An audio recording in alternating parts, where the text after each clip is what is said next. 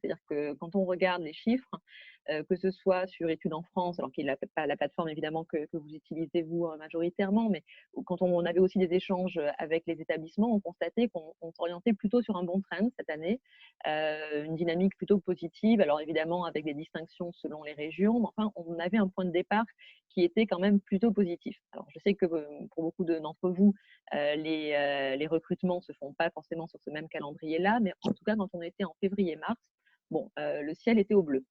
La crise est arrivée et très rapidement, évidemment, s'est posée d'abord la question des urgences, hein, donc à la fois les étudiants français à rapatrier et puis les étudiants internationaux sur nos campus, dont certains voulaient rentrer chez eux, d'autres voulaient rentrer chez eux mais ne pouvaient pas.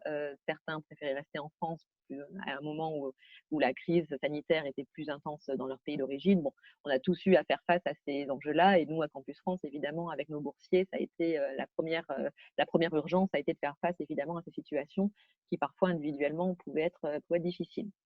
Et très vite, bon, qu'on était évidemment moins pris que vous par ces urgences, je dirais, opérationnelles, une fois qu'on a pu couvrir la situation de nos boursiers. Très vite, à Campus France, on a commencé à réfléchir au moyen terme, c'est-à-dire à ce qu'il fallait faire maintenant, dans les semaines à venir, les mois à venir, et à commencer à réfléchir en lien avec nos partenaires internationaux, parce qu'on a très régulièrement des réunions avec ce qu'on appelle les Big Four, c'est-à-dire les agences d'attractivité européennes principales, et puis plus largement avec l'IAI côté États-Unis, avec l'agence australienne. Enfin, on a très régulièrement des échanges. Et donc, on a commencé très tôt à brainstormer sur l'après, enfin, le pendant et l'après, à savoir comment est-ce que les mobilités internationales vont être affectées par la crise dans les mois à venir, voire plus durablement. Alors ça, vous l'avez vu hein, sans aucun doute en ligne. Les analyses n'ont pas attendu pour se multiplier. On a vu passer un peu de tout, des analyses extrêmement pessimistes disant que ça allait être une chute vertigineuse des mobilités internationales, qu'il faudrait de nombreuses années avant de retrouver le niveau d'avant-crise. D'autres analyses plus nuancées. En tout cas, le consensus aujourd'hui au niveau international sur les mobilités académiques, c'est qu'on a clairement une recomposition quantitative et qualitative qui se profile.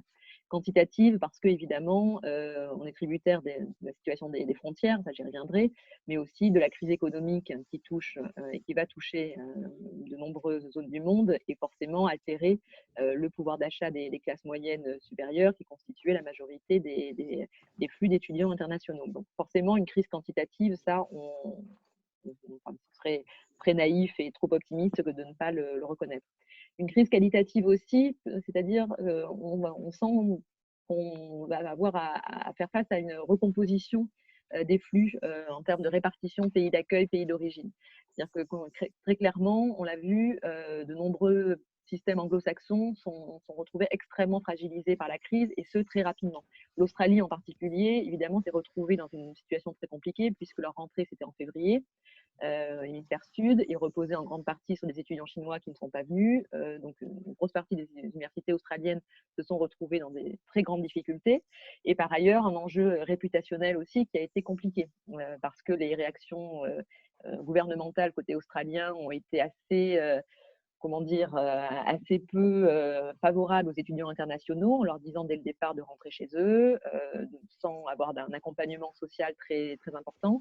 Au niveau local, les universités australiennes, les écoles ont mis en place des dispositifs, mais le discours a été très mal vécu côté asiatique. Je pense que c'est pas intéressant que Bastien nous en dise plus, parce qu'on sent côté asiatique que l'attractivité australienne, qui était évidemment en plein boom ces dernières années, risque d'en prendre un coup avec cette crise. Côté britannique, on voit les difficultés économiques aussi de beaucoup d'universités. Donc, les systèmes anglo-saxons, dont les modèles économiques reposaient pour certains en grande partie sur les étudiants internationaux, vont se retrouver très fragilisés. Donc, bon, nous, évidemment, c'est le cas de manière très différente selon les types d'établissements. Pour vos écoles, évidemment, l'enjeu économique est loin d'être mineur. Mais disons qu'une des spécificités aussi de la France, c'est la diversité géographique des pays d'origine des étudiants internationaux qui viennent en France. Certains pays, je fais référence à l'Australie, étaient un peu plus monoflux, on va dire, avec une attention, une priorité très très forte sur certains pays, et la Chine en particulier évidemment. Et donc la crise les fragilise beaucoup. Donc on voit que les pays qui risquent de s'en sortir le mieux peut-être, ou le moins mal, c'est ceux qui ont une diversité de provenance parmi leurs étudiants internationaux, parce qu'à la fois la crise sanitaire touche les régions du monde à des rythmes différents, l'impact n'est pas le même selon les pays, les enjeux ne sont pas les mêmes. Bon, voilà, on a en France cette diversité, on a aussi le réseau évidemment de la francophonie qui est un atout majeur pour sauvegarder nos flux entrants. Donc voilà, ça c'est l'analyse un peu globale. Si on rentre un peu plus dans le détail technique, aujourd'hui, la principale des questions évidemment que tout le monde se pose, c'est quand est-ce que les frontières hors Schengen vont rouvrir. Bon. On aurait eu ce webinaire il y a 3 jours, j'aurais été sans doute peut-être un peu plus pessimiste que ce que je vais être maintenant. C'est-à-dire que jusqu'à il y a quelques jours, dans toutes les réunions, à chaque fois qu'on parlait avec les uns et les autres, l'enjeu était clair. Enfin, tout le monde disait clairement les frontières ne seront pas rouvertes, hors Schengen ne seront pas rouvertes à la rentrée, et c'est quasiment certain, voire pas avant un certain temps. Et donc concrètement, on travaille depuis maintenant plusieurs semaines à un premier semestre où il sera très difficile de rejoindre la France. Donc, j'y reviendrai sur la partie formation à distance, mais en tout cas, les hypothèses en termes d'ouverture de frontières jusqu'à récemment étaient plutôt assez pessimistes, ou en tout cas, voilà, pas d'ouverture a priori avant septembre, octobre, novembre, voire décembre. Bon. Là, c'est depuis quelques jours, et je vous fais part vraiment d'une analyse pas que personnelle, mais enfin, on est encore de l'ordre du ressenti peut-être. On sent une inflexion là-dessus, avec de plus en plus dans les réunions une attention, enfin, notamment avec la tutelle côté MAE, avec de plus en plus de réflexions sur la notion de quarantaine, enfin de quatorzaine plus exactement, davantage que frontières fermées. On sent que les choses sont en train peut-être un petit peu de bouger. Alors, tout ça, encore une fois, c'est vraiment du work in progress. On verra bien où tout ça aboutira. Et puis, évidemment, ce sont des enjeux qui se jouent au niveau européen aussi. Hein, donc, la France n'est pas seule dans ces décisions-là. Néanmoins, on sent quand même de plus en plus, on s'oriente vers peut-être des frontières qui rouvriront peut-être moins tard que ce qu'on craignait, mais avec sans doute des dispositifs de quatorzaine obligatoires, suggérés, imposés. Bon, on n'en sait pas plus. Est-ce que ce sera des distinctions par pays d'origine? Peut-être. Voilà, en tout cas, bon, c'est quand même une nouveauté. Je pense que c'est important d'avoir ça en tête, et surtout, il faut suivre en fait, hein, les annonces qui vont être faites dans les prochains jours, prochaines semaines, on verra bien. Donc, dans l'attente d'une décision sur ces questions de frontières, l'enjeu pour tout le monde, hein, et évidemment pour vos établissements au premier chef, c'est d'anticiper. Anticiper une situation dont beaucoup de déterminants nous échappent, mais il faut bien anticiper quand même. Et donc là-dessus, nous, à Campus France, on accompagne les établissements sur notamment la partie formation à distance, puisqu'on sent bien que ce sera un peu incontournable à la rentrée que de proposer des solutions pour permettre une rentrée physique différée, sans pour autant que les étudiants restent à attendre sans rien faire. Donc, des solutions en ligne existaient déjà dans certains établissements, sont en train d'être développées ailleurs. Et donc, à Campus France, nous avons lancé un catalogue des formations à distance. Donc, les formulaires de ces formations pour remplir ce catalogue ont été envoyés dans tous les établissements la semaine dernière. L'enjeu, c'est de présenter aux étudiants ce que font les établissements français en matière de formation à distance. On parle de formation diplômante sur un semestre minimum. Donc, ce qui existe, c'est aussi un enjeu de communication. Ce n'est pas une plateforme d'inscription, hein, c'est une plateforme de signalement, c'est un catalogue des formations à distance. Donc, c'est pour montrer aux étudiants ce qui existe, mais c'est aussi, alors je ne sais pas si c'est quelque chose qui peut vous être utile, mais ça sert aussi à mutualiser. C'est-à-dire qu'on sait que tous les établissements n'auront pas forcément la capacité ou la volonté de développer une offre à distance pour tout leur parcours de formation. En revanche, il pourra être possible peut-être de proposer aux étudiants de faire soit l'intégralité du premier semestre ou une partie à déterminer chez un autre établissement, et avec un accord qui permettrait de valider ensuite le parcours qui aura été fait dans un premier temps chez un collègue. Ça, c'est en particulier une dynamique qui est en cours côté université, où, voilà, vu la masse des formations, notamment en licence, qui sont concernées, il sera impossible de proposer du distanciel pour toutes les formations. Donc, ce catalogue, on a lancé donc la partie construction, c'est en cours, et la mise en ligne sera faite durant la première quinzaine de juin. Sachant qu'ensuite, il continuera à s'enrichir, puisque tout le monde aura accès, en fait, les établissements auront accès directement au catalogue, donc pourront modifier, ajouter des fiches. Voilà. Et donc là, on fait donc une dizaine de jours qu'on l'a lancé. On a déjà pas mal de retours, et voilà, notamment beaucoup de vos établissements. En fait, hein, les écoles de commerce sont celles qui ont le plus, les business schools qui ont le plus répondu. Pour l'instant, on a, je crois, une quarantaine de formations qui ont déjà envoyé des fiches. Donc, c'est une très bonne nouvelle et on va continuer évidemment à le faire. Un autre enjeu, c'est évidemment la communication. Ça, vous savez évidemment aussi bien que nous. Les étudiants en face, les futurs étudiants, les candidats se posent des questions sur comment ça va se passer. Est-ce qu'on continue à recruter en France? Est-ce que la France est ouverte aux étudiants internationaux? Et donc, là, pour faire face à ces questions-là, on a lancé une campagne de communication qui a été diffusée depuis la semaine dernière. Donc, c'est une sorte de boîte à outils qu'on met à la disposition des espaces Campus France, qui l'utilisent comme ils le souhaitent, selon aussi des préoccupations locales qui sont très différentes. Il y a des endroits où il n'est peut-être pas pertinent de communiquer maintenant, mais il vaut bien attendre. D'autres, au contraire, où il y avait une porte attente. Donc, tout ça, c'est évidemment à la main des espaces qui savent le mieux ce qu'il faut faire au niveau local. C'est aussi disponible pour les établissements. Donc, vous avez dû voir passer un peu sur les réseaux sociaux ces dernières semaines, derniers jours, ces visuels qu'on a conçus avec plusieurs messages sur à la fois l'excellence des formations et de la recherche en France, sur le fait qu'on vous attend, inscrivez-vous, on vous attend. C'est pour rassurer un peu les candidats et aussi pour dire qu'en France ou à distance, les établissements se préparent à vous accueillir. Donc ça, on a fait un gros boulot là-dessus. On a aussi fait des vidéos, notamment il y en a une qui a été faite en lien avec la CGE pour voilà, passer ce message-là, rassurer les étudiants internationaux, les futurs candidats. Finaliser vos procédures d'inscription, on vous attend, on se prépare. On ne sait pas encore évidemment comment se passera la rentrée. Ce serait très imprudent de faire des annonces trop précises maintenant, mais on ne vous oublie pas et on reste ouvert à la mobilité entrante. Voilà. Et dernier point, et j'arrêterai là, je suis désolée, je suis un peu longue, c'est les boursiers. Bon, c'est un sujet évidemment qui est important pour nous à Campus France, puisque voilà, la gestion des programmes de mobilité, ça fait partie de nos missions. Et donc, on est en lien très étroit, évidemment, avec le ministère des Affaires étrangères pour voir comment les dispositifs de bourse pourraient s'adapter pour tenir compte de ces éventuels retards à l'arrivée, on va dire. C'est-à-dire que les futurs boursiers puissent être couverts peut-être avant leur arrivée en France, qui aujourd'hui n'est pas possible techniquement, mais ce serait intéressant pour, encore une fois, envoyer ce message que voilà, la France reste un pays d'accueil et souhaite accompagner les étudiants internationaux qui veulent la rejoindre, même dans ces circonstances difficiles. Voilà un peu les axes de ce que nous faisons aujourd'hui. Évidemment, tout ça est très évolutif et en particulier, c'est lié à l'ouverture des frontières. Il y a juste, excusez-moi, un dernier point que je n'ai pas abordé, mais je sais qu'il est important et je pense qu'il y aurait eu des questions là-dessus, c'est les visas.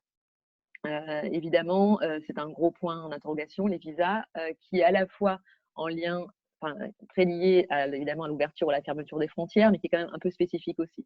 Donc, nous, ce qu'on porte comme message depuis le début, parce que c'est celui que nous remontent tous les établissements, c'est qu'il va falloir trouver des solutions pour que des étudiants qui commenceraient leur formation à distance puissent avoir la garantie d'un visa lorsqu'ils arriveront vraiment en France.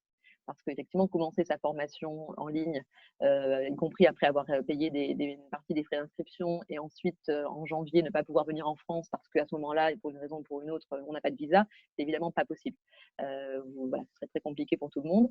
Donc, on travaille très bien avec le ministère de l'Intérieur qui est tout à fait conscient de cette problématique-là. Il y a voilà, vraiment des échanges très constructifs avec eux qui sont en train d'essayer de trouver des solutions pour avoir des sortes de visas suspendus. Enfin voilà, il faudra trouver des solutions pour ça ou peut-être des prolongements de visas. Parce que comme vous le savez, lorsque un visa étudiant est accordé, donc il doit être validé ensuite sur le territoire dans les 90 jours.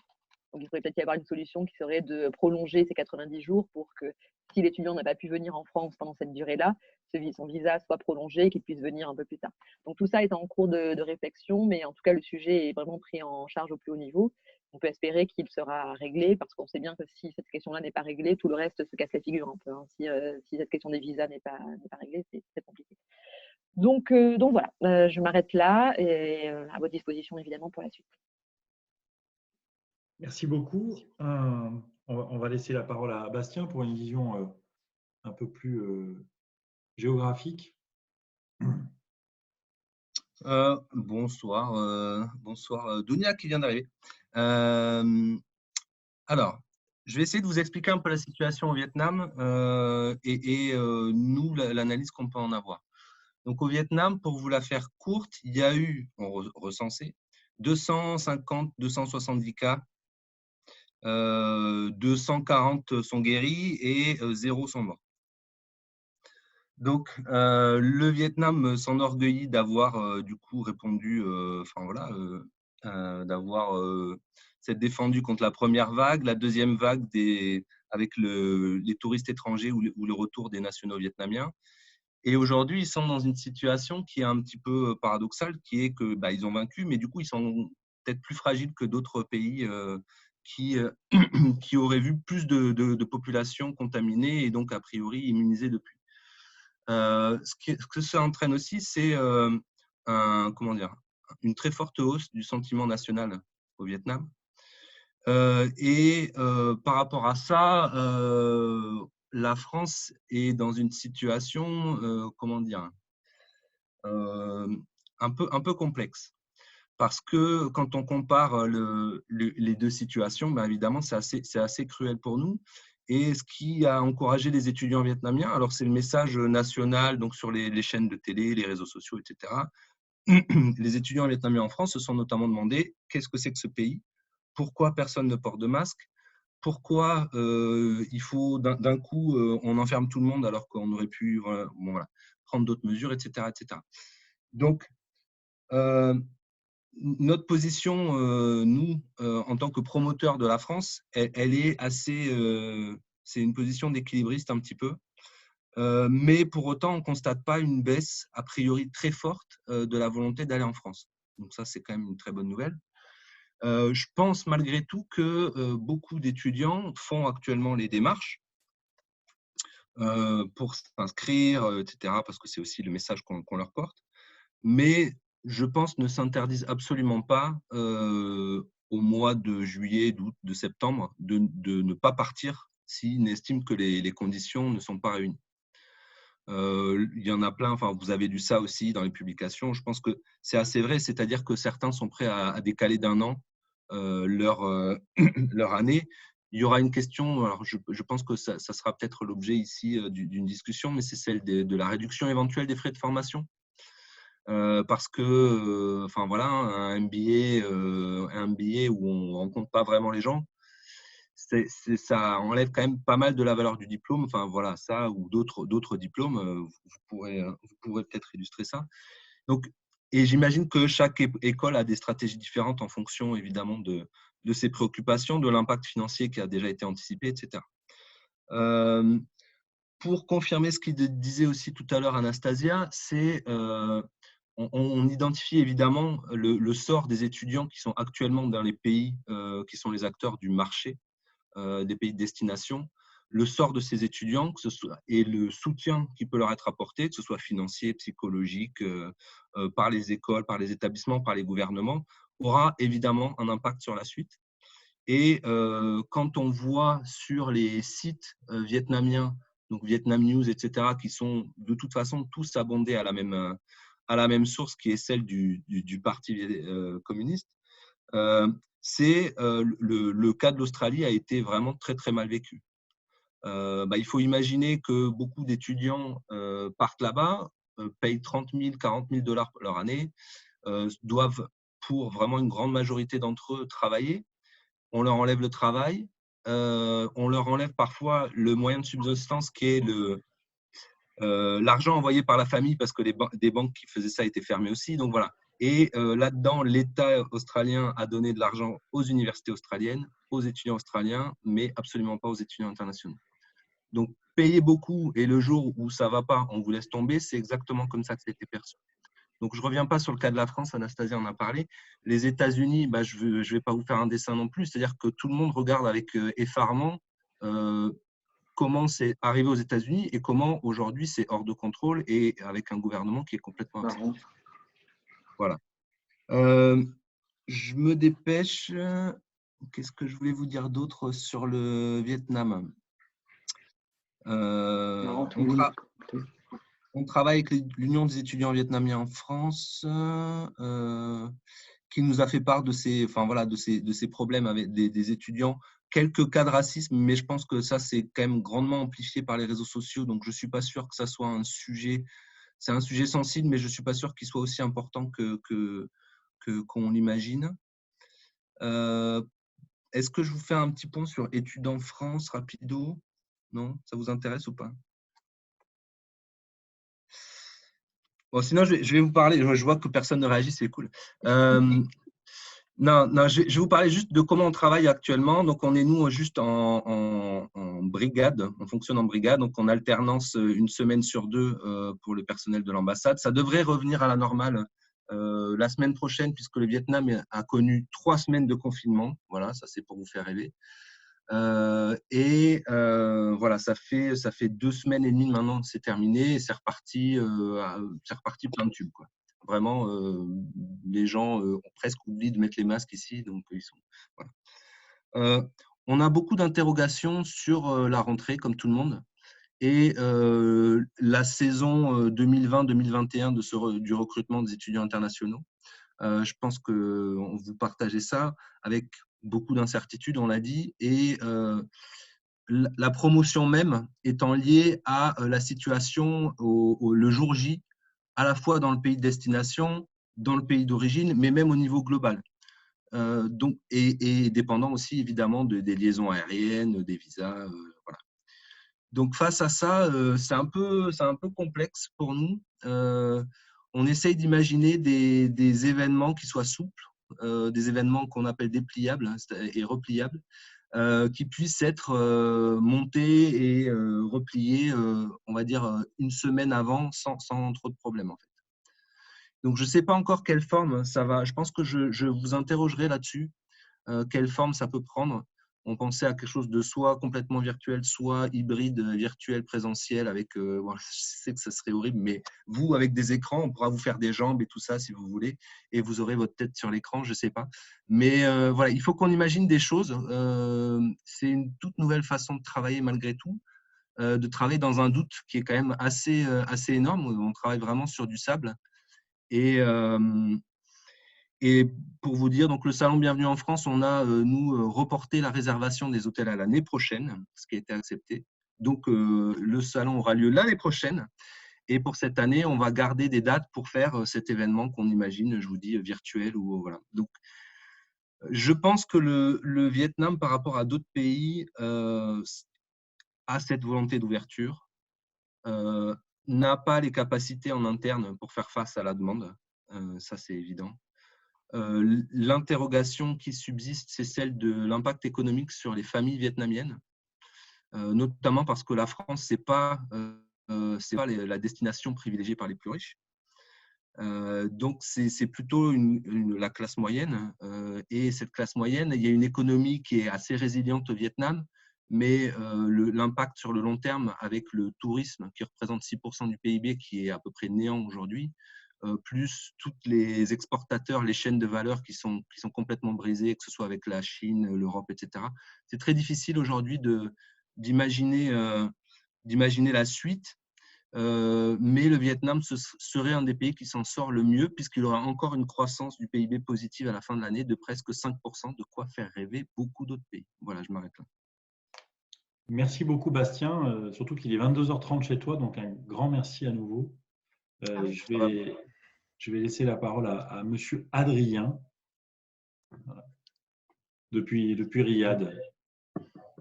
Merci Olivier, bonsoir à tous une nouvelle fois. L'Arabie Saoudite, je sais qu'Olivier connaît très très bien le royaume. C'est peut-être moins le cas de certains d'entre vous. Il y a des concurrents. Donc je vais simplement commencer pour présenter le pays en quelques chiffres, en très peu de chiffres, et chiffres étudiants bien sûr. C'est 1,6 million d'étudiants, avec une croissance de cette population étudiante de 2,5%. Et c'est un pays qui accueille 74 000 étudiants internationaux, chiffre également en importante progression depuis ces dernières années. L'Arabie Saoudite possède un des plus grands programmes de mobilité étudiante pour ses ressortissants, avec 70 000 étudiants saoudiens qui sont dans le monde, qui étudient, et 12 000 étudiants en moyenne qui partent chaque année. On fait face aussi à une vraie croissance du système éducatif saoudien, une vraie volonté de développer ce domaine. Le nombre d'universités publiques a par exemple est passé de 8 à 30 en 20 ans, début des années 2000 jusqu'à cette année. Le nombre d'étudiants dans l'enseignement professionnel, pour vous donner une idée, a été multiplié par 5 dans cette même période de temps. Et 4 des 5 meilleures universités du monde arabe sont saoudiennes, occupant les premières, deuxième, troisième et cinquième places. Donc, il y a aussi une volonté d'excellence et une ambition d'hégémonie régionale. Ça, on pourra en parler le cas échéant. Et sinon, en termes de mobilité étudiante vers la France, je vous parlais de 12 000 étudiants qui partaient chaque année d'Arabie Saoudite pour étudier à l'étranger. La plupart d'entre eux, bien sûr, partent aux États-Unis. 500 seulement partent en France. Mais ce chiffre est en augmentation depuis au moins 2 ans, avec une augmentation enregistrée de 9%, ce qui nous conforte dans nos moyens de promotion et dans nos volontés de multiplier ces échanges et les salons que nous organisons aussi. Olivier, on peut en attester, puisqu'il a participé à un des plus grands salons, avec Joachim d'ailleurs aussi. Et Joachim, oui. Absolument, l'année dernière. En termes d'impact du Covid, l'Arabie Saoudite, c'est 45 000 cas aujourd'hui pour 273 décès, avec une gestion de la crise qui est plutôt réussie au vu du dispositif mis en place, nombre de rémissions réalisées. Alors bien sûr, il y a des virus qui sont assez différents selon les continents, selon les zones géographiques, mais pour autant, jusqu'à présent, la crise est plutôt bien maîtrisée par les Saoudiens. Et donc maintenant, pour en arriver au sujet de débat d'aujourd'hui, je n'ai pas grand-chose à ajouter par rapport à ce qui était dit par Anastasia, qui concrètement, vu du poste, c'est exactement ce qui se produit. C'est-à-dire des échanges en termes de fonds sur les dispositifs d'anticipation, des échanges en termes de communication, et aussi le dialogue à avoir avec les établissements. Donc là-dessus, on est parfaitement en lien avec Campus France, avec le siège, avec notre unité à NMO. Nous préparons un salon virtuel pour l'automne qui remplacera le BMI de Dubaï et la tournée des établissements qui devaient avoir lieu à ce moment-là. Autrement, en termes d'analyse sur la mobilité du point de vue de ce pays qu'est l'Arabie Saoudite, la concurrence principale de la France, c'est donc les pays anglo-saxons et dans une moindre mesure les pays asiatiques. Donc effectivement, on peut se dire que la France, touchée comme elle est, perdra bien sûr des étudiants. Pour autant, même ressenti que Bastien, toujours une volonté, toujours une curiosité des étudiants, beaucoup de questions qui sont toujours posées. On n'a pas perdu d'échanges ni de flux de liens avec les étudiants potentiels pour la France. Et concernant le virus, on a plutôt un esprit de solidarité qui a été exprimé par les étudiants et par le pays. En général, ils connaissent bien la France parce qu'ils y passent leurs vacances, mais aussi il y a une mobilité étudiante saoudienne de médecins, et ces médecins sont restés, n'ont pas été rapatriés, sont restés dans les hôpitaux français puisqu'ils sont internes et sont complètement partis du dispositif. Il y a vraiment eu un engouement gigantesque, y compris politique, sur ces médecins saoudiens qui sont restés en France dans les hôpitaux comme leurs collègues et leurs tuteurs. Et grâce à cela, quelque part, l'image de la France est vraiment plutôt portée vers la solidarité que sur une critique ou une défiance de ce pays qui se voulait développer, ambitieux et qui finalement ne gère pas une crise. Ce n'est pas vraiment du tout l'image que nous avons perçue de notre environnement. Donc nous essayons un petit peu, qu'est-ce que nous faisons? Nous essayons de rebondir sur cet engouement, sur cette solidarité aussi très humaine, et nous essayons de maintenir nos moyens de communication et bien sûr de les maximiser sur les réseaux sociaux plus que jamais pour donner cette envie de France et montrer que malgré cette crise, malgré cette situation, nous sommes toujours présents, nous occupons l'espace, le volume et les canaux de communication. Nous multiplions les lives Instagram par exemple, comme beaucoup de posts dans le monde entier. Je dois dire que nous avons une vraie fréquentation de ces lives-là, que nos nombres d'abonnés a tout simplement doublé en 4 semaines. Et je pense que clairement, c'est une action que nous pouvons mettre en place en lien avec les établissements, que nous pouvons interviewer, que nous pouvons faire participer, pour lesquels nous pouvons diffuser ces vidéos sur ces canaux qui fonctionnent extrêmement bien. De manière encore plus, je pense, précise et encore plus importante, sur la suite des événements, je pense que l'Arabie Saoudite peut être comparée à d'autres pays, et donc j'espère que le cas que je vais vous présenter n'est pas uniquement réservé à notre situation, mais je suis persuadé que les Saoudiens seraient enclins à s'inscrire dans les établissements français, même s'ils ne pouvaient pas y partir directement à l'horizon de septembre ou même au premier semestre, dès lors que ces formations demeurent bien sûr diplômantes et qu'un visa leur sera attribué en temps voulu. Je pense qu'ils s'inscriraient, je pense qu'ils suivraient ces cours, parce que le format en ligne et le format à distance est un format qui est très familier des Saoudiens en général, certainement de la plupart de nos étudiants du Golfe, de la région peut-être. Et je pense que c'est vraiment une option qui les séduirait. Nous le voyons, nous, par plusieurs exemples que nous avons pu mettre en place, que nous avons pu suivre. Et nous avons véritablement un engouement pour ces formations à distance, certifiantes et voire diplômantes, sur lesquelles les concurrents internationaux se sont déjà positionnés depuis plusieurs années, mais de manière assez limitée, et qui pourraient vraiment servir notre mobilité, et en tout cas lui permettre de maintenir le niveau qu'elle avait, voire peut-être de l'accroître en réalité. Donc, vraiment ce que disait Anastasia, je rebondis sur cet aspect qui est l'anticipation et le développement du format en ligne qui peut vraiment être plus qu'un moyen de secours de sauver la mobilité, mais vraiment un moyen même de l'accroître, voire de l'encourager, en tout cas pour des pays comme le nôtre. Et comme je vous le disais, nous travaillons bien sûr à d'autres formats en ligne de valorisation et de promotion tels que le salon virtuel qui est en ce moment préparé par les équipes de Campus France à Paris en lien avec les postes du Golfe. Voilà un tour d'horizon de notre situation saoudienne, mais qui, je pense, peut-être s'appliquer aussi pour les collègues des pays avoisinants. Merci beaucoup, Adrien. Merci beaucoup, c'est très clair. Camille, il y avait une question, parce qu'il n'y a pas beaucoup de questions qui sont arrivées. Donc, si tu veux ouvrir ton micro et la poser, je t'en prie. Et ensuite, ce sera le tour de Joachim.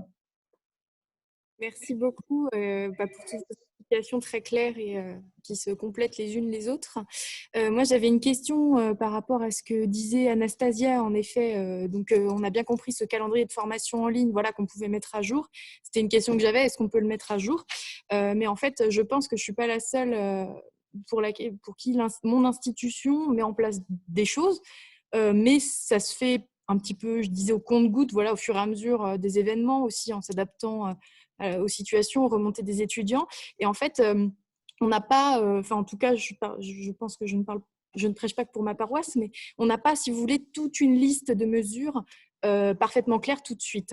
Donc moi, je sais que par exemple, dans 2 jours, voilà, le 15, on aura des nouvelles sur peut-être le décalage d'une date de rentrée ou la digitalisation des cours. Enfin, vous voyez, il y a beaucoup de questions que tout le monde se pose, évidemment. Tout ce que vous avez cité, c'est des questions que chacun se pose au niveau de la direction des écoles, même, notre niveau opérationnel, évidemment, mais aussi au niveau de la direction des écoles. Et donc, je voulais savoir comment est-ce que… parce que… Pour vous donner un exemple concret, aujourd'hui, j'étais en contact avec Antoine Bourget donc, pour Beijing. Et parce qu'en fait, il y a eu une incompréhension sur un changement qu'on a eu sur le fait qu'on ne demande plus de tests de langue. Je pense que plus personne ne demande de tests de langue, ou quasiment plus. Et en fait, il y a un espace qu'en a demandé un étudiant qui a été refusé pour ça. Et en fait, je pense qu'il y a tellement de modifications de tout le monde, tout le temps, si vous voulez, que c'est pour ça. Donc, ça a été tout de suite réglé, évidemment, mais c'est ça le sens de ma question. Je pense que c'est très difficile d'y répondre parce que je crois que c'est en termes de communication, c'est un peu le défi qu'on a tous en ce moment. C'est que à tous les niveaux, les décisions évoluent parce que la situation sanitaire évolue et qu'à chaque fois, il faut réagir et trouver des réponses adaptées. Donc, les communicants en ce moment sont quand même à la manœuvre et ont beaucoup de pain sur la planche pour réussir à faire passer des messages clairs dans une période qui est tout sauf claire. Donc, je pense qu'il n'y a pas vraiment de réponse, je pense, à apporter, mais peut-être, je pense que la première chose, c'est d'être pragmatique, c'est-à-dire de ne pas faire semblant de savoir quand on ne sait pas, déjà. Ça pourrait, à tous les niveaux d'ailleurs, et c'est pour ça que parfois, surtout au début, c'était un peu frustrant lorsqu'on avait des échanges avec les établissements, avec les collègues, c'est qu'il y avait tellement d'incertitudes qu'en fait, personne répondait aux inquiétudes des uns et des autres parce qu'en fait, on n'en savait rien. Il y a encore, si vous vous souvenez d'il y a encore 1 mois ou 2 mois où on en était, on ne savait pas quand on allait être déconfiné, on ne savait pas. Bref. Donc voilà, ces incertitudes-là, je pense qu'il faut les accepter, les assumer et pas faire semblant. Par ailleurs, communiquer sans doute de la manière la plus agile possible pour, dès qu'une décision est prise et de manière certaine, la valoriser et la mettre en avant, je pense que c'est important, notamment sur la capacité de vos établissements à proposer des solutions à distance. Je pense que dès que quelque chose est calé, certain, garantie, il faut communiquer à fond dessus, quoi. Parce que c'est une chose d'une part de dire on se prépare, on va s'adapter, on va essayer de trouver des solutions, et c'est une autre chose de dire bah, sur cette formation-là, sur ce master, sur cette telle formation, bon, bah, concrètement, voilà ce qu'on vous prépare, quoi. Donc une fois que vous êtes prêt, vous savez ce que vous pouvez proposer. Je pense qu'il faut clairement communiquer. On voit sur les réseaux sociaux à quel point il y a une attente d'information, il y a un besoin d'information. On a beaucoup plus d'échanges et de retours sur nos publications, que ce soit celle du siège ou celle surtout des espaces, qu'en temps normal. Il y a un vrai besoin d'information. Dès que vous avez quelque chose, allez-y. Et puis enfin, mais ça vous l'avez dit vous-même, l'essentiel c'est ce contact permanent avec les espaces Campus France dans les postes, parce que c'est grâce à cet échange-là que vous pouvez faire face à ces situations individuelles dont vous avez parlé, que les espaces peuvent relayer ce que vous faites et voilà, répondre aux questions de candidats qui pourraient être intéressés. Je sais que vous avez l'habitude les uns les autres de travailler en lien très étroit avec les postes et c'est vraiment essentiel parce que voilà, le relais sur le terrain, c'est avant tous les postes, quoi. Donc voilà, je pense communiquer le plus possible, clairement, précisément, et voilà, pour répondre aux questions et faire en sorte que les espaces puissent relayer vos éléments vis-à-vis des candidats. Anastasia, je vais porter la question de Joachim Schema. En fait, la Nouvelle-Zélande et l'Australie, donc, ils sont dans une autre situation que nous parce qu'ils ne dépendent pas comme nous de l'Europe. Ils peuvent faire un petit peu ce qu'ils veulent de leur côté. Bon, ils ont annoncé leur réouverture de leurs frontières, comme d'autres pays, et lancent des campagnes de communication spécifiques auprès du public. Et c'est vrai que l'Australie, j'ai plus le chiffre en tête, mais je crois que l'économie australienne dépend de 15% ou 20% de l'éducation étrangère, enfin, des étudiants étrangers payants dans leur pays. Donc voilà, ils rouvrent leurs frontières, ils l'annoncent et vont mettre un plan spécifique en place. Alors je sais que la France dépend des décisions européennes, mais à partir du moment où l'Europe donnera son go, est-ce qu'on peut imaginer que Campus France, les ministères, voilà, relancent peut-être la campagne Bienvenue en France, ou remettent une deuxième vague, on va dire, de communication spécifique pour voilà, inciter les étudiants à venir chez nous? Oui, alors effectivement, sur l'Australie, c'est sûr que pour eux, je crois que l'éducation, enfin l'apport de devises par l'éducation, c'est l'un de leurs premiers postes d'export, quoi. Enfin, c'est vraiment un enjeu économique vraiment majeur. Pour nous, la question est un peu différente, mais ça n'empêche pas du tout de considérer l'attractivité étudiante comme une des priorités. Et on a toutes les semaines des réunions avec le cabinet du ministre Le Drian, et le sujet de l'attractivité étudiante et de l'entrée des étudiants sur le territoire français, c'est vraiment parmi les priorités vraiment politiques du gouvernement. Donc voilà, là-dessus, on peut être rassuré. Bon. Après, concrètement, comme je le dis, il y a l'échelle européenne, mais ça n'empêche pas quand même d'avoir une marge de manœuvre nationale. On l'a vu d'ailleurs dans les décisions qui ont été prises au début de la crise sur les fermetures de frontières en interne, tel et tel pays qui ont décidé chacun un peu de son côté. Bon, sur Schengen, de manière globale, évidemment, c'est collectif, mais la question des priorités à donner à tel ou tel groupe, ça, il y a quand même une marge de manœuvre nationale. Et là-dessus, dans les échanges qu'on a eu ces derniers jours et qui donc m'ont rendu un peu optimiste tout à l'heure, on nous a dit très clairement que le public étudiant serait le public prioritaire. C'est-à-dire qu'à la réouverture des frontières, les étudiants seraient un public prioritaire. Donc ça, on était très heureux de l'entendre, évidemment. Après, il faut voir concrètement quelle forme ça prend, puisque vous le savez mieux que moi, chaque année, on a quand même cet engorgement des consulats pendant la période estivale lorsqu'il y a les demandes de visa, des arrivées parfois tardives. Et pourtant, le public étudiant, à ce moment-là, il est quand même prioritaire aussi. C'est-à-dire que les instructions qui sont données chaque année au consulat disent bien, surtout depuis l'année dernière, avec Bienvenue en France, que le public étudiant est un public prioritaire pour l'attribution des visas, qui est évidemment une très bonne chose, mais qui ne suffit pas toujours à garantir une arrivée dans les temps et d'éviter les engorgements. Donc, c'est une bonne chose, le public étudiant sera prioritaire. Encore une fois, quand les frontières ouvriront, on ne sait pas. Et quand les services des visas des consulats seront disponibles pour attribuer des visas, ça non plus, on ne le sait pas vraiment. Et ça risque de se faire peut-être un peu au cas par cas également. Parce qu'il y a aussi des situations que vous connaissez qui seront complexes, par exemple celles des étudiants internationaux qui sont rentrés dans leur pays et qui voudront revenir parce qu'ils vont poursuivre leur scolarité. Certains ont pu bénéficier du prolongement automatique des titres de séjour, pas forcément tous, si les titres de séjour ont expiré après mi-mai. Donc voilà, il y aura forcément un enjeu visa important cet été. Si on s'oriente vers des annonces claires sur la réouverture des frontières en septembre ou en octobre, je pense qu'ensuite tout le monde se mettra en ordre de bataille pour permettre la délivrance des visas en fonction de cette date de réouverture. Après, il y a cette question des quatorzaines, dont on parlait rapidement au début. À ce stade, on n'a aucune idée des modalités, quels seraient les responsables de cette quatorzaine. Est-ce que ce seraient les établissements d'accueil? Est-ce que ce serait, tout ça pour l'instant est vraiment pas du tout calé, évidemment. Mais ce sera forcément un sujet important, je pense, sur lequel il faudra plancher aussi collectivement, une fois que ce sera clarifié. Et donc, oui, pardon, la question de la communication, en plus, celle-ci, elle est davantage notre ressort, parce que les visas, là, tout ce que je vous dis, je vous transmets des éléments qui sont évidemment pas de notre responsabilité. Nous, on fait les porte-paroles des demandes, des besoins et des attentes des établissements et des étudiants. Sur la communication, bien sûr, dès que les choses se clarifieront, on lancera le tapis de bombe de la communication Bienvenue en France et c'est reparti, quoi. Là, on l'a évidemment fait évoluer suite à la crise. On ne pouvait pas faire comme si rien ne se passait, évidemment. On ne peut pas continuer à faire du Bienvenue en France, du business as usual dans la crise, évidemment. Donc, on l'a fait évoluer. Les visuels reprennent quand même les visuels de Bienvenue en France pour rester dans la continuité. Une fois que les frontières vont se rouvrir, on fera évoluer aussi notre communication pour le dire, le communiquer, le relayer le plus largement possible.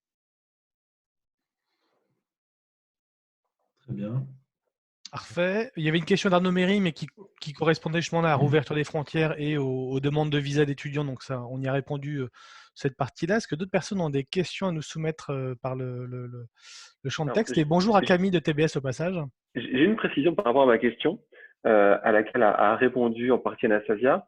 Alors, je pense que du coup, le lobby des écoles fait en sorte que les étudiants sont prioritaires. Le lobby des touristes, des hôteliers fait en sorte que des demandes de visa touristique sont prioritaires. Le lobby des chambres de commerce et des CGPME font en sorte que les visas business soient prioritaires. Est-ce que, Anastasia, vous êtes vraiment sûr que les étudiants sont vraiment prioritaires ou est-ce que c'est juste une formule qu'on vous a communiquée? Je comprends la prudence. Ah, Bastien, non, mais juste aujourd'hui, pour être très clair, techniquement, les frontières sont fermées. Les entrées sur le territoire français, c'est un régime dérogatoire. Et pour l'instant, il y a quatre exceptions. Et ce qui ressort des discussions, c'est que en fait, les étudiants seraient vus comme une population spécifique, prioritaire, ce qui n'est pas le cas des touristes. Et c'est pour ça que, et je pense que de manière générale, l'impact… je ne suis pas sûr qu'il y ait un tel engorgement que ça au service des visas cet été, parce que les touristes ne vont pas partir en fait. Voilà, c'est juste cette bonne raison, c'est que personne ne va partir cet été. Oui, non, tout à fait. Je pense qu'effectivement, on peut s'y attendre, ce qui est une mauvaise nouvelle à plein d'égards, mais pour nous, peut-être, ça évitera peut-être ces engorgements-là.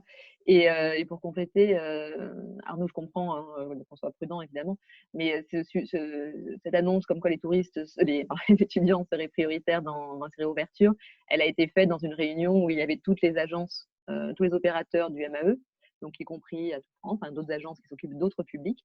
Et ça a été dit très clairement que les étudiants étaient la population prioritaire lors de la réouverture.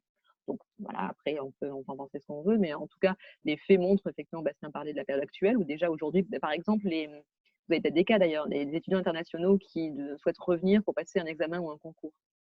Venir ou revenir. Il y a cette situation en ce moment qui se pose, parce qu'il y a certains examens ou concours qui vont avoir lieu en présentiel, qui ne vont pas se faire à distance. Et donc, il y a un groupe, on estime entre 1000 et 2000 étudiants internationaux qui cherchent à rejoindre la France dans les semaines à venir pour passer des examens ou des concours. Évidemment, bon courage pour trouver des vols, mais en dehors de cet aspect-là qui est très important, sur le côté visa, les solutions ont été trouvées pour qu'ils puissent venir en France. Dans les circonstances actuelles, je pense que ça montre quand même qu'il y a une attention vraiment particulière qui est portée aux étudiants. Je veux dire, Bienvenue en France, c'est de la com, et c'est important la com. C'est pas que de la com, c'est qu'effectivement, on est vraiment dans une période où l'attractivité étudiante et les mobilités académiques sont considérées comme un sujet majeur de diplomatie d'influence, d'attractivité de la France, etc. Et donc, les décisions sont issues de cette prise de conscience-là. Et justement, juste pour rebondir sur ce point, Anastasia, si les institutions aujourd'hui se sont dit durant des réunions que les étudiants allaient être prioritaires, est-ce qu'on ne peut pas le communiquer ça à plus grande échelle? Parce que je comprends bien la problématique d'attendre le 15 pour pouvoir communiquer et de donner plus d'éléments, mais le souci pour nous, c'est que pour beaucoup d'écoles, on fonctionne avec une seule rentrée par an Et le recrutement qu'on va faire sur septembre, il se joue maintenant, en fait. Il se joue en mai, début juin. Donc, si on attend, le risque, c'est que si on attend trop longtemps, on perd les étudiants pour d'autres destinations. Parce que, justement, c'est pour ça que je parlais de l'Australie et de la Nouvelle-Zélande, c'est qu'en fait, quand on va plus loin derrière leurs articles qu'ils publient, on se rend compte que tout n'a pas encore été défini chez eux. Mais au moins, il y a ces mesures, cette communication d'annonce qui peut impacter les étudiants. Donc ça, moi, je pense que ça nous aiderait d'avoir ce genre de communication. On a fait une réunion avec pas mal de représentants d'écoles, avec l'ambassade de France en Inde et Campus France. Eux, de leur côté, ce qu'ils nous disaient, c'est qu'ils étaient en manque de budget pour communiquer sur tous ces sujets. Et justement, je pense que ça doit peut-être venir depuis Paris, quoi. Au niveau des publications, donc ce qu'on fait sur les RS, c'est super. Il y a eu pas mal, j'ai vu, de publications avec la CGE. Donc ça, c'est top, ça nous a bien aidé. Mais au-delà, ce qui serait utile pour nous, là, c'est vraiment une expression de besoin, hein. Ça serait de la communication sur les journaux internationaux, bon, j'ai vu des articles, j'ai vu un article sur Pi News, mais voilà, ce genre de médias, sur QS, sur ces médias qui sont prisés par les étudiants internationaux. Ça aura, je pense, beaucoup plus de visibilité que ce qu'on a actuel. Et au moment où, en termes de com, toujours, puisqu'on est sur le sujet, au moment où la décision sera prise sur les modalités, ça serait bien d'avoir une vidéo. Je sais que, par exemple, au Canada, Justin Trudeau, il a fait une vidéo à destination des étudiants internationaux. Est-ce qu'il ne serait pas possible d'avoir la même chose avec Emmanuel Macron, quoi. Là, je pose la question comme ça, mais ça serait, voilà, tout ce qui peut booster, ça nous aiderait bien en cette période difficile pour tous. Je pense qu'effectivement, enfin, je pense qu'en disant ça, Joachim parle un peu pour l'ensemble des établissements, hein. C'est vrai c'est maintenant que les choses se jouent. Voilà, nous, on va relayer, hein, comme on le fait, mais peut-être de manière un peu plus pressante, ce besoin de communication forte au plus haut niveau et rapide, parce que le calendrier est celui-ci, c'est en ce moment que ça se joue, hein. Soit on rate, voilà, si on rate le coche maintenant, ben, c'est fini, quoi, ça ne se rattrapera pas. Je pense que dans l'état actuel des choses, communiquer sur les étudiants comme public prioritaire au moment de la réouverture des frontières, je pense que c'est un peu prématuré parce qu'il faut qu'il y ait des annonces officielles, hein, qui s'appuient sur des éléments un peu plus concrets que ça et plus précis que ça. Il nous semble, je dis nous parce qu'on a eu plusieurs réunions là-dessus, que des décisions vont être quand même prises de manière assez imminente, quoi. C'est-à-dire que voilà, il y a des réunions interministérielles qui ont lieu demain sur les étudiants internationaux, par exemple. Je pense qu'il en sortira des choses. Voilà, et s'il en sort des choses, ce sera clairement porté au plus haut niveau du ministre ou au-dessus, quoi. Donc après, l'enjeu maintenant, je pense que c'est effectivement l'urgence et le calendrier, quoi. Les annonces, il y en aura, mais il faudrait, si elles arrivent trop tard, on risque de perdre une grosse partie de leurs bénéfices. On passera le message. Après, voilà, beaucoup de choses, évidemment, ne relèvent pas de nous, en l'occurrence, mais on s'en fera les porte-paroles et les mouches du coche. Okay, merci. Anastasia, par rapport au fait que on en a déjà parlé, mais le catalogue Campus France des formations distancielles, on en a discuté la semaine dernière ensemble, mais ma direction, elle, avait compris que c'était les formations comme les MOOC, enfin des formations qui avaient été créées uniquement pour faire du distanciel, et n'avait pas compris que c'était justement pour combattre, on va dire, ou une solution pour répondre à la situation actuelle, de dire l'étudiant peut venir, par exemple, la première année de son bachelor, faire le premier semestre à distance, le second semestre en présentiel si les frontières ouvrent avant, bien sûr. C'est bien comme ça qu'il faut comprendre ce catalogue de formations à distance et pas des formations qui ont été faites exclusivement pour du distanciel. Non, alors le formulaire pour remplir le catalogue précise bien tout ça. Je pense qu'en remplissant en fait, le formulaire, on se rend compte, hein, de quoi on parle, parce qu'il est indiqué, voilà, est-ce qu'on parle d'un premier semestre entier à distance et un deuxième semestre en présentiel, enfin tout ça, c'est des informations qu'il faut saisir. Et par ailleurs, le nom du catalogue, c'est bon, il vaut ce qu'il vaut, mais c'est ma rentrée 2020. Donc on parle vraiment de l'offre disponible à la rentrée 2020. En distanciel. Alors, il y a plusieurs possibilités. Ça peut être de l'hybride, ça peut être une année entière à distance. Donc, tout ça est possible dans le catalogue. Enfin, on peut décrire ces différents types de formations. Mais oui, oui, non, tu as raison de demander la précision. Voilà, on parle pas de MOOC au sens où très peu de MOOC sont diplômants en fait. Hein. Et là, on est vraiment sur l'enjeu, c'est les formations diplômantes. Et du coup, par rapport à ce catalogue, du coup, j'ai bien vu que sur le catalogue, on pouvait cocher, on avait deux choix, deux options, soit premier semestre à distance ou toute l'année. Dans le cas des établissements qui proposeraient du distanciel, mais que sur une courte durée, c'est-à-dire par exemple que sur le temps de la rentrée, le temps que l'étudiant arrive, est-ce qu'on peut quand même mettre ces formations dans le catalogue? Ou est-ce qu'il faut nécessairement proposer la possibilité du full premier semestre à distance pour y être? Non, là, le périmètre, on est sur le premier semestre parce qu'on est sur du D'accord. diplômant. Donc, Ok. voilà, on est sur le premier semestre. Parce que, après, sinon, le risque, c'était d'avoir dans le même catalogue des choses trop différentes et qui risqueraient d'être un peu perdues. On est sur le Ok. un semestre minimum. Ok. Très bien. Alors, donc, on a bien compris qu'on s'avançait de plus en plus de manière non officielle vers une notion de quatorzaine, avec, donc c'est un travail en cours et que pour le moment, la communication était maîtrisée, que le public étudiant allait devenir un public prioritaire dans le traitement des visas, mais également beaucoup de mesures sur cette information. Et merci beaucoup. Que les arrivées tardives avaient été anticipées au point que la règle des 90 jours pourrait être amendée pour cette période-là, si je peux me permettre.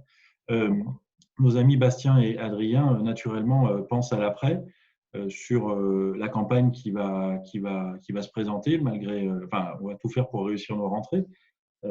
Mais qu'est-ce qui va se passer après? Alors, étant donné qu'on s'est donné 1 heure et demie et que moi je suis bien maître du temps, je voulais vous confirmer qu'en tant qu'Institut Paul Bocuse, on était favorable à des solutions hybrides en termes de représentation internationale.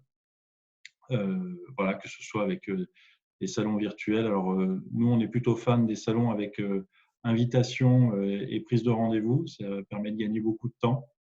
Nous réfléchissons également à la virtualisation de l'intégralité de nos outils, que ce soit journée porte ouverte, présence salon, visite lycée, voire même brochure. C'est l'occasion de se reposer la question d'un point de vue vraiment global. Donc voilà, juste pour signifier que nous, on est disposés parce qu'on ne prévoit pas de prendre un avion avant la fin du premier semestre 2021 à peu près. Voilà. Peut-être un petit point promo un peu global, mais ensuite, je laisserai surtout la parole à Bastien et Adrien qui sont plus précis. Évidemment, on s'adapte aussi au niveau de campus sur les prochains mois, le deuxième semestre. Alors, avec du regret, parce que certains d'entre vous, je vous ai rencontrés à l'occasion de salons, notamment dans l'océan Indien. Ça paraît très loin maintenant, mais on était ensemble à Madagascar et à Maurice il y a quelques mois et c'était bien chouette. Bon, voilà, on regrettera tous ces tournées-là qui permettent quand même des contacts un peu irremplaçables et le numérique ne permet pas tout, mais bon, on va faire avec. Donc là, concrètement, pour le deuxième semestre, on est en train de passer tous nos salons. Alors, quand je dis nos salons, c'est les salons qui sont pilotés par Campus France Paris, évidemment uniquement. On est en train de passer tous nos salons en virtuel, donc en format webinaire, etc. Avec sans doute des formats un peu hybrides aussi, en lien avec les espaces Campus France dans les postes. On ne sait pas jusqu'à quand on va devoir passer sur ces formats-là. Tu parles de début 2021. Voilà, on s'adaptera un peu au fur et à mesure. Pour l'instant, dans les salons qui étaient programmés, on gère jusqu'à la fin de l'année. Les 2 prochains gros événements sur lesquels il y a des incertitudes, c'est d'abord le AIE à Barcelone, puisque le salon devait avoir lieu en septembre, il a été décalé en octobre, mais est-ce qu'il pourra avoir lieu quand même en octobre? On ne sait pas trop. Alors, ce n'est pas un salon de recrutement et de promotion, bien sûr, mais c'est un salon important. Notamment, c'était censé être un peu les retrouvailles après l'annulation de la paille et de NAFSA. Bon, on verra bien ce que ça donnera à Barcelone. Et puis après, il y a nos rencontres, les rencontres Campus France qui ont lieu en novembre. Donc, à ce stade, elles sont maintenues. On va petit à petit voir de quelle manière on va pouvoir mettre en place, évidemment, en premier lieu, les mesures de sécurité, de distanciation sociale, etc., pour garantir la sécurité des participants, sans doute mixer peut-être avec du numérique également. Et puis, j'en parle que Karine est là, mais sur le colloque de l'accueil, qui est un de nos autres grands moments de l'année, qui est surtout à destination des établissements. Il devait avoir lieu en mai, donc évidemment, en ce moment même d'ailleurs, on aurait dû être à Aix-en-Provence. Donc ça, évidemment, ça a été annulé. Et on réfléchit en ce moment même à transformer ça en format mixte, atelier présentiel et webinaire, voilà, pour quand même garder le lien, quoi. Parce que le risque de tout reporter, c'est quand même un moment de plus se voir, quoi. Enfin, de plus échanger, essayer de plus pouvoir poser ses questions, apporter les réponses qu'on peut et échanger en professionnel. Donc, on va essayer de maintenir quelque chose et de faire un vrai salon ensuite en mai 2021. Voilà, donc pour l'instant, on gère surtout le deuxième semestre 2020. Peut-être dans ce cas, multiplier les salons sur la partie 2020, à partir de 2021. Là, c'est vraiment un point de vue personnel. Là, on est en train de faire, au niveau de Schema, pas mal de salons en ligne. Pour l'instant, le feedback, il n'est pas, moi personnellement, je ne crois pas trop en ce forme d'événement. Bien sûr, il va falloir s'y conformer. Mais si vous me posez la question de est-ce que je préfère faire un salon virtuel, là je m'adresse plutôt à Bastien sur le Vietnam. Moi, je préférais venir 2 fois en 2021 que faire un salon virtuel en novembre et venir en présentiel après en février. Donc là, c'est vraiment un point de vue personnel eu égard aux expériences avec les différents prestataires et les salons en ligne. Donc, mobiliser les étudiants via ce canal, c'est vraiment pas facile. Mais je comprends bien sûr qu'il faudra s'y conformer. Et aussi, on aime bien voyager et prendre des pots un peu partout. Bah oui, c'est pour ça quand même. Il ne faut pas oublier le côté professionnel. Faut se le dire. Camille, tu avais une question? Oui, j'ai une question. Bonjour à tous. Comment ça va se passer concernant l'APS ou l'équivalent, j'ai plus le nom en tête, pour les étudiants qui vont suivre un premier semestre en ligne et qui éventuellement, c'est possible, vont peut-être arriver en retard au second semestre s'ils arrivent en février, voire même un peu plus tard. Comment ça va se passer au niveau des visas, la première question, et surtout au niveau de l'APS derrière?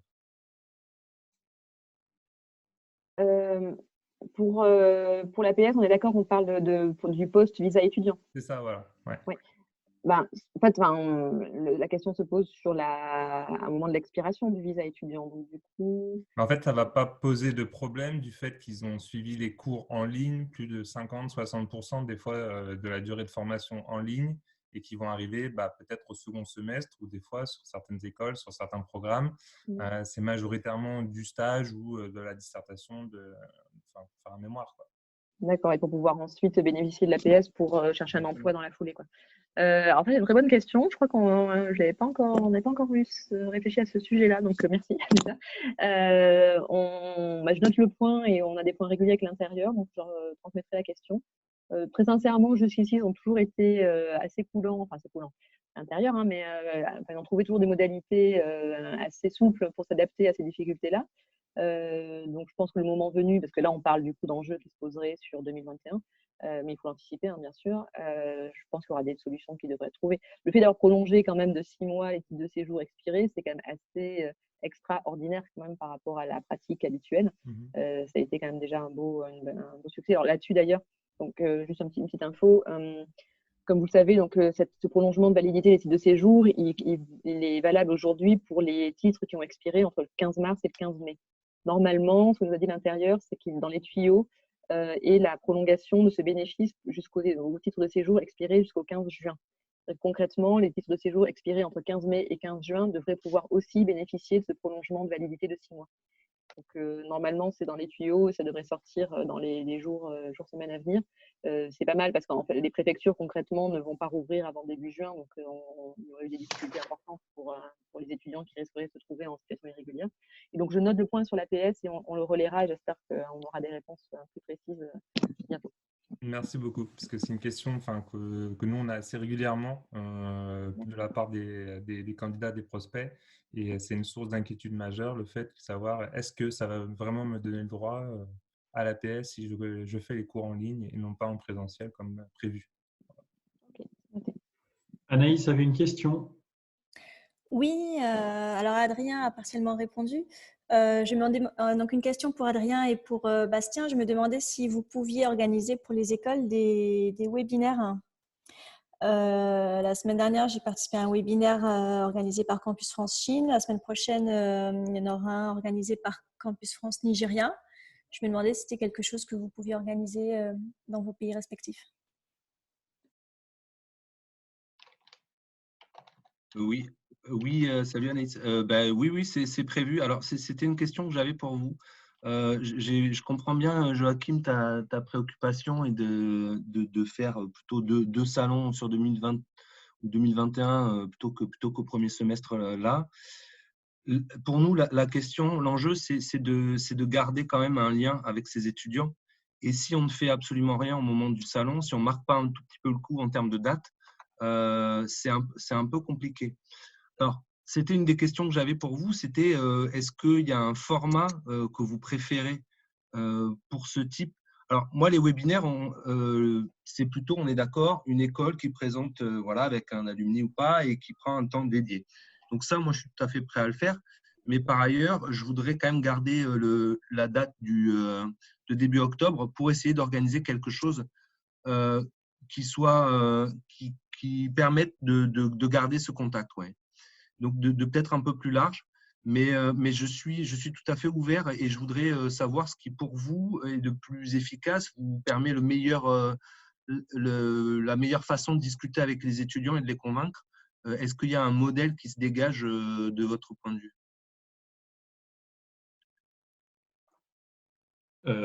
Chez nous, Q&A et salon privé Zoom. Q&A WhatsApp ou comment dire, réseau qui marche sur place et salon privé.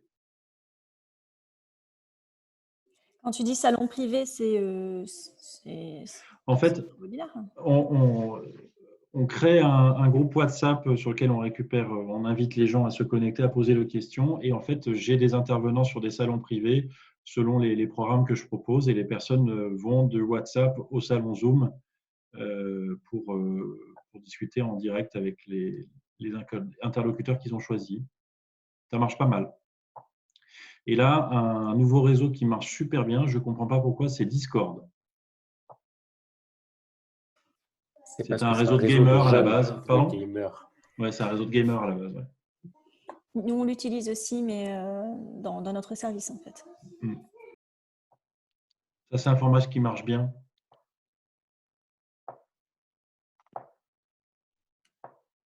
Bon, moi, je suis assez fan des webinaires. On a acheté une licence cette année pour utiliser le webinaire Click Meeting.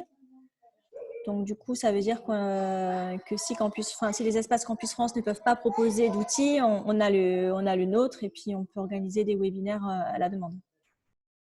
De notre côté, j'ai partiellement répondu. On n'est pas parti sur des webinaires parce que c'est un format qu'on n'a pas vraiment trop vu être mis en place par les concurrents, par les universités, pour l'enseignement à distance. Donc, on est plutôt sur des réseaux sociaux purs et durs. Live Instagram, c'est ce qui fonctionne très, très bien. On prend une thématique donnée, on prend un alumni, raconte son histoire et ça dure 30 minutes. On fait une animation en arabe, on peut faire une traduction en simultané pour passer de l'anglais à l'arabe assez facilement. C'est un format qui, nous, cartonne depuis 4 semaines. Mais je suis tout à fait favorable à l'idée d'expérimenter un salon privé, un webinaire que vous auriez déjà contracté pour le mettre en place dans notre réseau. Toutes les idées sont bonnes et ça ne coûte pas grand-chose d'essayer à faire cela. Et puis, il suffit simplement de mobiliser ce même réseau pour vous en faire bénéficier et avoir une promotion. Donc oui, et puis autrement, comme je le disais, de manière plus régionale, plus macro, on a ce projet de salon virtuel avec Campus France pour ANMO. Donc vraiment, on compte contribuer au cahier des charges, apporter justement cette expertise de la zone avec notamment la langue arabe qui est quand même importante, même s'ils parlent beaucoup l'anglais, ça facilite énormément de choses de passer par l'arabe. Et donc on est plutôt sur ce projet-là. Mais on est à votre entière disposition pour vraiment nous adapter à ce qui vous semble qui peut aussi convenir. Vous avez cette expertise de promotion dans tous les pays. Et on peut complètement tenter ce genre de choses, même si on ne l'a pas encore tout à fait vu se développer dans notre propre zone. Je pense que c'est quelque chose qui doit être essayé. En tous les cas, on est en pleine expérimentation à tous les étages, de toute façon. Aucun problème pour prendre ces idées-là et pour les développer.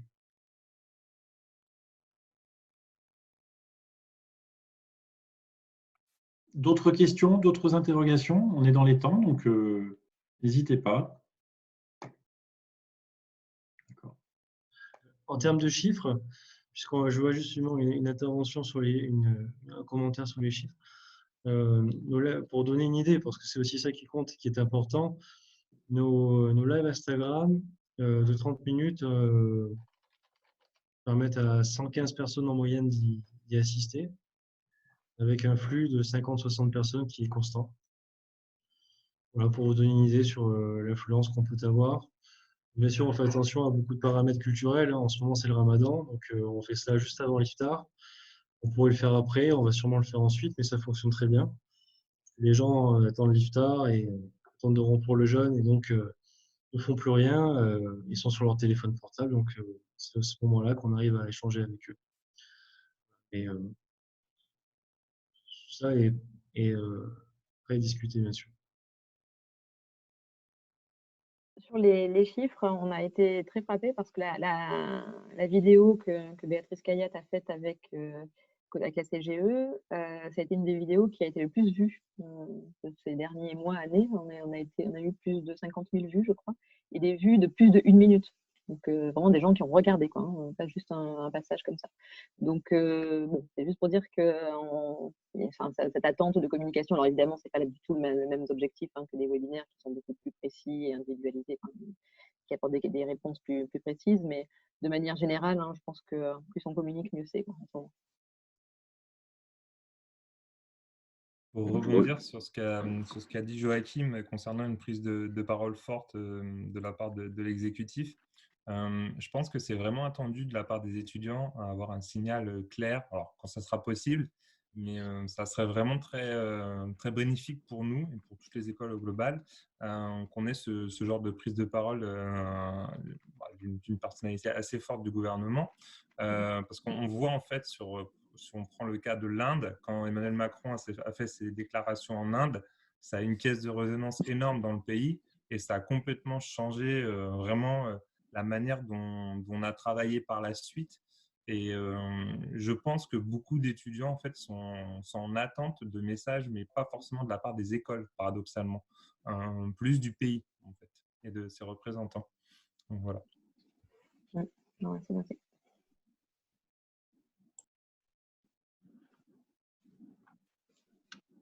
J'ai vu, en termes de com toujours, j'ai vu une super vidéo là, des espaces campus France européens. Oui, elle est très très chouette. Ouais. Ouais, ils ont fait un super boulot. D'ailleurs, je crois qu'il y avait une question sur les mobilités intra-européennes. C'est juste un petit point là-dessus. Alors évidemment, on n'est pas du tout dans les mêmes enjeux en termes de frontières. Par contre, on est sur un trend qui est moins positif que ce qu'on a sur d'autres zones. C'est qu'effectivement, la mobilité entrante vers la France en provenance de pays européens, elle est plutôt en tassement hein, ces dernières années, qu'il s'agisse de mobilité diplômante ou même d'Erasmus, sur lesquels on n'est pas très bon.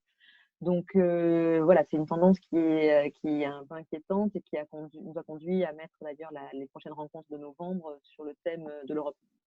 Les rencontres Campus France en novembre, ce sera le thème prioritaire, c'est l'Europe. Ce qui ne veut pas dire qu'on ne parle pas du reste du monde, mais on sent qu'il y a un vrai enjeu spécifique sur les mobilités intra-européennes.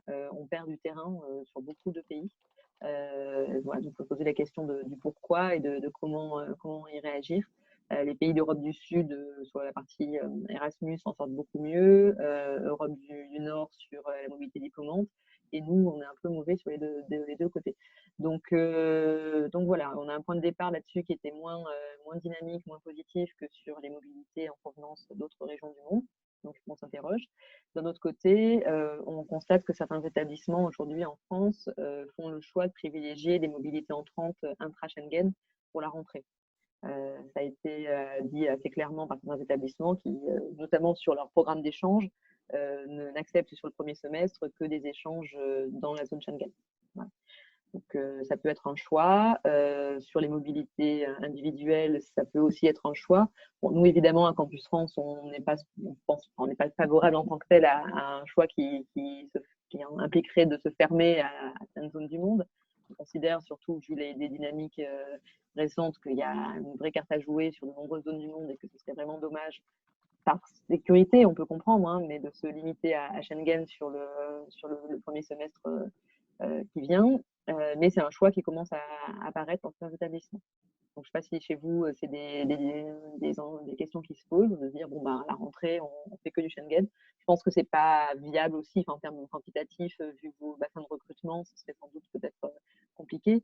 Mais voilà, on a cette tentation-là dans certains établissements. Merci Anastasia. Merci. Je vous remercie pour la réponse. On est quasiment arrivé au timing qu'on avait prévu avec Olivier, Anastasia notamment, Bastien et Adrien. Donc, je voulais vous remercier pour la participation, toutes les questions qui ont été posées. Donc, pour résumer un petit peu, on a compris qu'il fallait encore attendre pour des annonces officielles au niveau des réouvertures de frontières, même si a priori déjà il y a déjà des discussions sur les réouvertures intra-européennes qui sont en cours ou qui sont en train dans les prochains jours vont être mis en place. Extérieur à l'Europe, bon, c'est encore en stand-by, même si peut-être des nouvelles un peu plus optimistes, ce qui était prévu au départ, où on parlait de plutôt peut-être fin d'année plutôt que septembre. Donc, on verra ce qui va se passer dans les prochains jours. On va suivre l'actualité de manière très, très proche. On a vu les différents outils qui sont utilisés, qui sont mis en place et se préparer beaucoup de salons virtuels d'ici à la fin de l'année. Comme Olivier le précisait, c'est sûr que les prochains déplacements physiques, on sera dépendant de ce qui va être décidé au niveau des compagnies aériennes, des restrictions, des budgets aussi, parce que ça va impacter nos budgets si les compagnies aériennes augmentent très fortement leurs tarifs, bien sûr. On a vu ce que font nos concurrents, bien sûr, américains, australiens et autres, qui sont très actifs parce que c'est vrai que pour eux, l'éducation est un vrai business et c'est pris en compte à très haut niveau que le PIB est impacté par ces étudiants-là, notamment l'Australie et la Nouvelle-Zélande, très fortement. Donc, ils relancent tout de suite leurs outils par rapport à cela. Je pense que, aussi pour conclure ce webinaire, je pense que c'est aussi une ouverture pour faire un prochain point, bien sûr, prochainement, sur d'autres sujets, pour préparer la suite, c'est-à-dire par exemple des sujets comme pourquoi pas imaginer la certification d'agent par Campus France, parce que je sais que voilà, on est beaucoup d'écoles, même des universités, je l'ai appris il n'y a pas très très longtemps, travaillent avec des agents dans beaucoup de pays. Alors, il y a des pays où c'est culturel, il y a des pays où on a besoin de le faire. Je rigole parce que je viens de voir la vidéo, le fond d'écran d'Olivier. Mais c'est vrai que quand on voit ce que font les Australiens, les Américains avec des organismes de certification des agents pour labelliser les bons agents, ceux qui bossent bien, et puis mettre de côté ceux qui bossent mal, et voilà, que ce soit clair et net.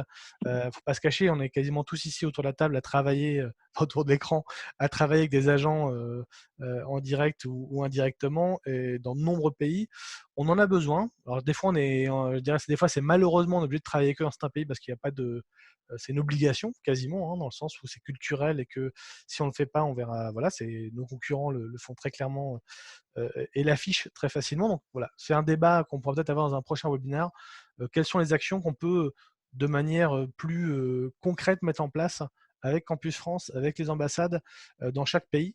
Certaines ambassades ont commencé à faire des listes avec la whitelist d'agents, la greylist, ceux où il y a des petits doutes, et la blacklist pour blacklister les agents qui sont voilà. C'est qu'un sujet, parce qu'il y a beaucoup de sujets, je pense, et comme le dit Joachim, c'est vrai que quand on voit les budgets que mettent nos partenaires, enfin nos concurrents à l'étranger sur la table, comme les Australiens, même les Allemands maintenant, hein, le DAD est très fort aussi, de plus en plus fort sur les pays où on va. Il faudra peut-être qu'on réfléchisse tous ensemble à avoir une approche peut-être un peu plus business, sans aller à l'extrême des Anglais. Je pense que ça sera important. Tout à fait d'accord avec ces ouvertures et ces pistes d'échange. Hein. Effectivement, on a beaucoup de sujets encore à voir ensemble. Je dis juste un dernier mot. Donc, sur le Vietnam, c'est vraiment une problématique, vous le savez, qu'on essaye d'explorer, mais Olivier, il est partout, il explose du mille-feu, c'est génial. Et sur le sujet des agences, alors, on est tout à fait partant pour ça, c'est juste que c'est très chronophage, en fait. pour un poste, d'essayer de recenser, d'appréhender tout le paysage, et ça nous prend beaucoup de temps. Voilà. Mais on est tout à fait partant pour le faire. Et j'ai un dernier point peut-être, c'est si vous souhaitez mettre en place des webinaires dès maintenant, enfin voilà, à votre convenance, on est tout à fait partant pour ça, pour communiquer dessus, et voilà, on est tout à fait partant. Merci Bastien, merci tout le monde. Merci, merci à tout le monde. Ouais. Merci beaucoup. Merci pour cette première édition. À très bientôt. Et bonne nuit à Bastien. Oui, bonne nuit Bastien. Bonne nuit Bastien. Ouais, merci. À bientôt. Ouais. À bientôt tout le monde. Merci, tchuss. Merci à tous. Bonne soirée. Merci. Merci. Merci. Merci beaucoup. Merci, bye bye. Merci.